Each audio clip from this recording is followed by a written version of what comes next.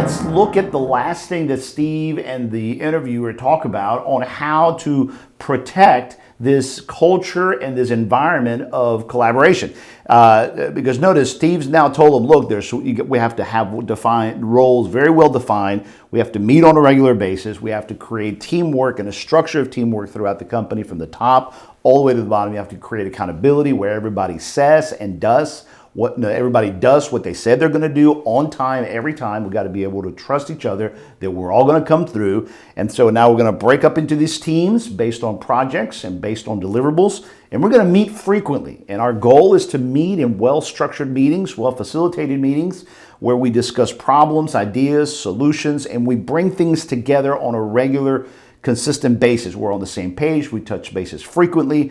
And in these meetings, we have to have great disagreements. Why? Because if you don't open it up to where your people can have disagreements and know that they can be heard by the powers that be, and they are the ones who make decisions, the vast majority of decisions, then things are going to break down, products are not going to be solved, there's going to be no buying, and ultimately your good people will leave. And then the last question that the interviewer asks us is this. Here it is, okay? Not hierarchy. The best ideas have to win. So otherwise, good people don't stay. But you must be more than a facilitator who runs meetings. You obviously contribute your own ideas. I noticed what he asked him. Okay, so, but you have to be more than a great facilitator of meetings. I mean, you have to be able to contribute your ideas, okay? And let's hear what Steve says. Contribute ideas, sure. Of course. Why would I be there if I didn't?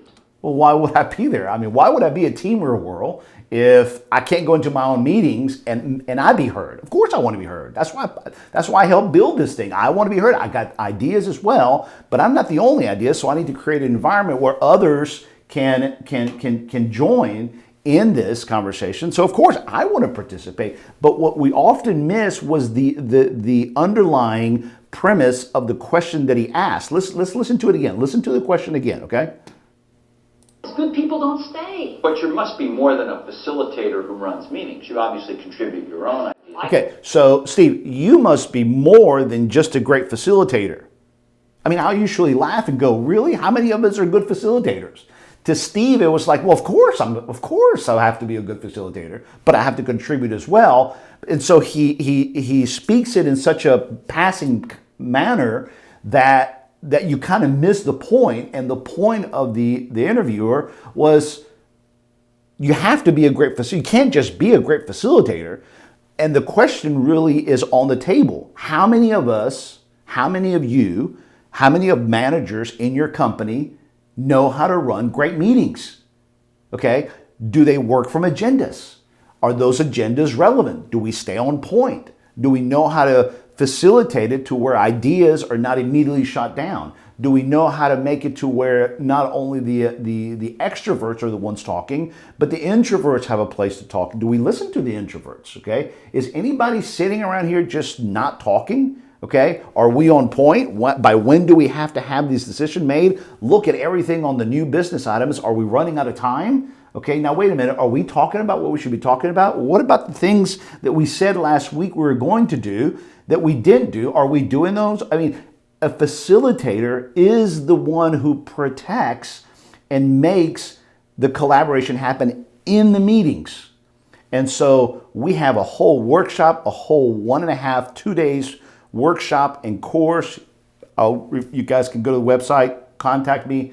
We'll show you where we get it, because the whole idea of facilitating is powerful, okay? Then in facilitating, when someone's facilitating, who's taking notes, okay? Are the notes consistent from meeting to meeting? Are the notes consistent when they go out? When you open them up, are they easy to read? Is there duplicating content in there that it's kind of hard to read what the decision's made? Do we even have notes? And by the time the meeting shows up next week, do I know where to go to the agenda to enter my items and update? And when we come together, do we just know how to get started real quickly after 2 minutes of pleasantries? Or do we all kind of just sit around going, all right, so where are we?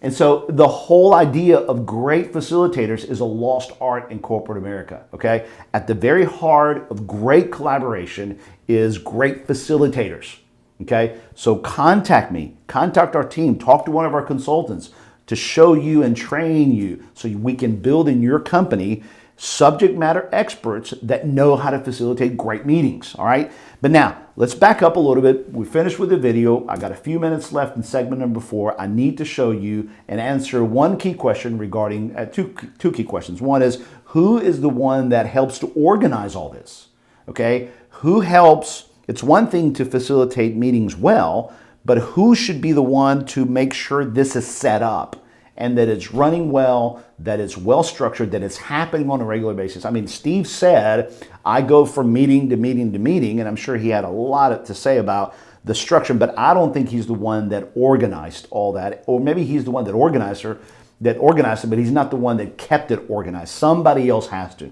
And that is usually what we call the organizer, the team organizer. It's usually the COO or the director of operations, the operations manager.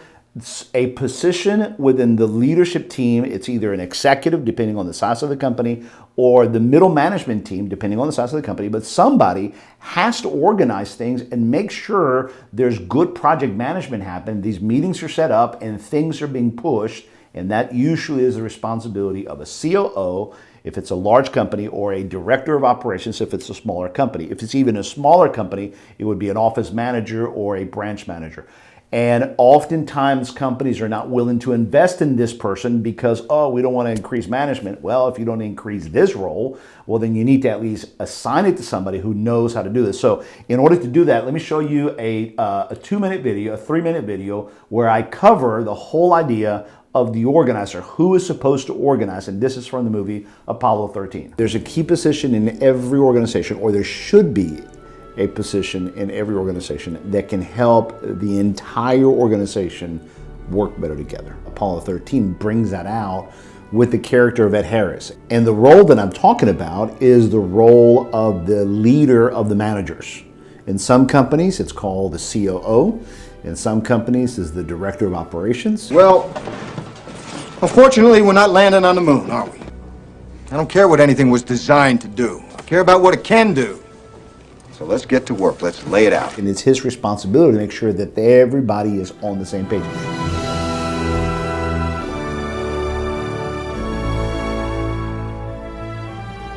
It should be the executive team talking and organizing with this organizer, and the organizer is the one that organizes everybody and helps everybody succeed. You know, so it's the chain of command goes through. Why? Because he's the organizer, because he's the calmer.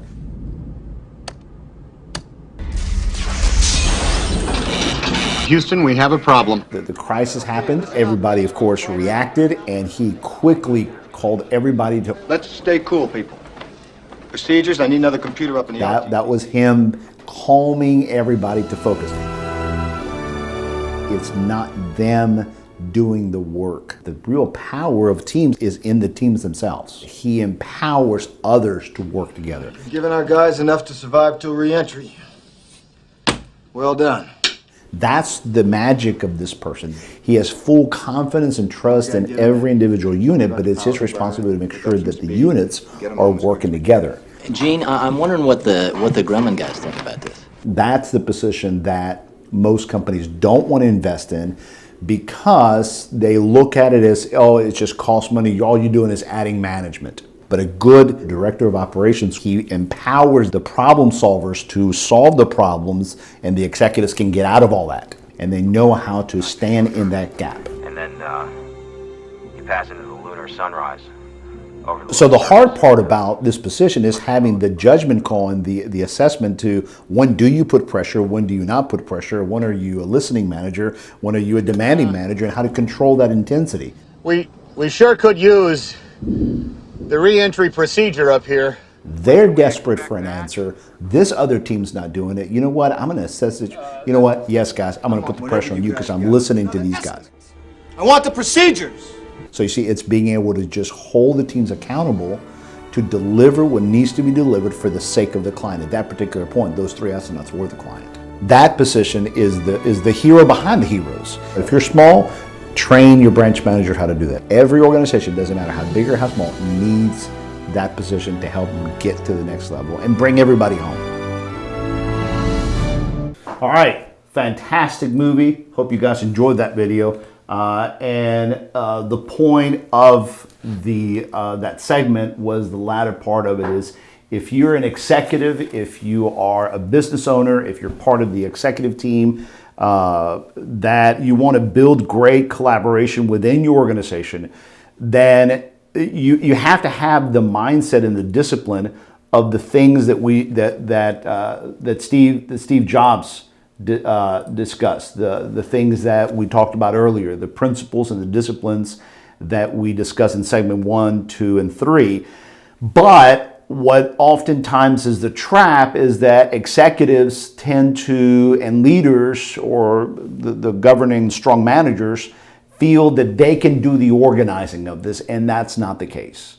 What every team really needs is someone else in the leadership team. It could be one of your team members. It could be one of your leaders, your existing leaders. You don't have to create a new position. Oftentimes what you can do is train one of your strong middle managers to be that role, and eventually they grow into that position exclusively, but usually one of your managers has the strength by which they can become that organizer.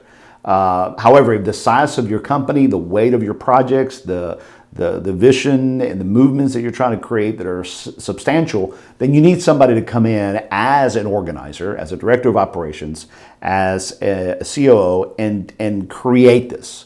So they have to go in the middle, right there between the executive and the managers, and become that organizer, that aligner, who makes sure that things are moving forward. They have to have great organizational skills. They have to be very proactive. They got to be very well organized. They have to know how to empower teams, how to build solid relationships to create the leadership and the confidence and trust, so that the leaders of the different departments don't feel like, uh-oh, here comes this guy, here comes this gal, and they're going to come take over and they're going to clean house and on and so forth. So no, they have to be great at building confidence and bringing teams. So you have to have a certain attitude. So they're out there. You just got to be willing to say, look, we want this model and we want you to help us build it. And so if you're looking for that, they're out there. You got to know how to look for them. You got to know what story to tell them. So show them that they want them to build the Steve Jobs model, the Teamwork World model, and then contact us. We do COO jobs. We do interim positions. We oftentimes become the COO as the director for companies,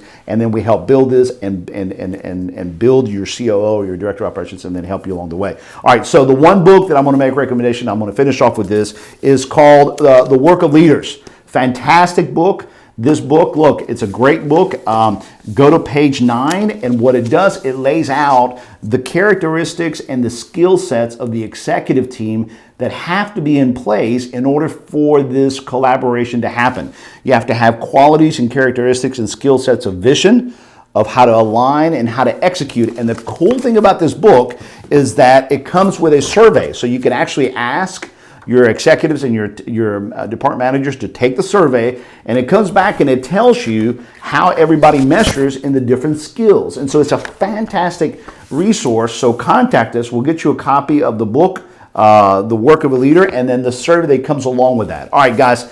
Thank you guys so much for joining us. I hope you enjoyed it. And I hope you can, in the future, as you put these practices together, you can likewise say about what Steve Jobs said and what a lot of our clients are saying when they put this to practice. We've gotten really good about collaboration. That's where things really happen. And when you have a culture of great collaboration, you'll be able to attract a lot of people, a lot of good talent, and finding good talent won't be as hard for you if you have something that they want to jump into and be a part of.